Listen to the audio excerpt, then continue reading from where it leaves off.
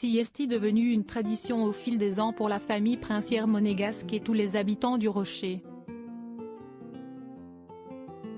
Presque chaque année, le Festival international du cirque de Monte-Carlo installe son immense chapiteau à Fontvieille, l'un des quartiers de Monaco. Un rendez-vous au cours duquel le public en prend plein les yeux et que les membres du palais monégasque ne manqueraient pour rien au monde. Après 2 ans d'absence en raison de l'épidémie de Covid-19, le lancement de la 45e édition du Festival international du cirque de Monte-Carlo s'est tenu ce vendredi 20 janvier. Clowns, artistes et organisateurs ont accueilli de la plus élégante des manières le prince Albert de Monaco, sans Charlène et les enfants Gabriella et Jacques, 8 ans, mais en compagnie de sa sœur Stéphanie de Monaco, présidente du festival depuis 17 ans. Fan de cirque, la princesse de 57 ans était aux anges.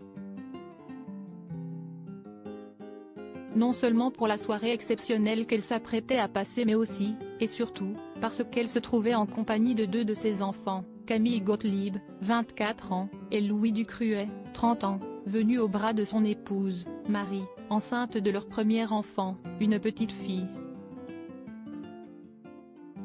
2023, l'année de la joie. Plus qu'enthousiaste à l'idée de devenir grand-mère pour la première fois, Stéphanie de Monaco n'arrivait pas à ôter son sourire du visage, pas peu fière de poser à côté de sa belle-fille Marie, portant élégamment et discrètement la relève de la famille princière.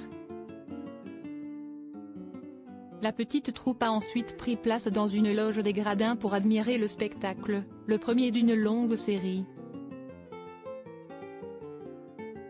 Au micro de la chaîne Monaco Info, la princesse Stéphanie avait fait part de sa joie de voir revenir l'événement sur le Rocher, dont elle et le public ont été privés de trop longues années à cause des confinements et de la pandémie mondiale. Un monde à l'arrêt qu'elle se réjouissait 2 jours plus tôt de revoir vivre à nouveau, si important pour la profession, pour le festival et pour Monaco. Ce sont des beaux moments de partage, de joie, on respire un peu. Je suis tellement contente que le chapiteau ait repris vie. Pour Stéphanie, pas de doute, 2023 est bel et bien placé sous le signe du bonheur,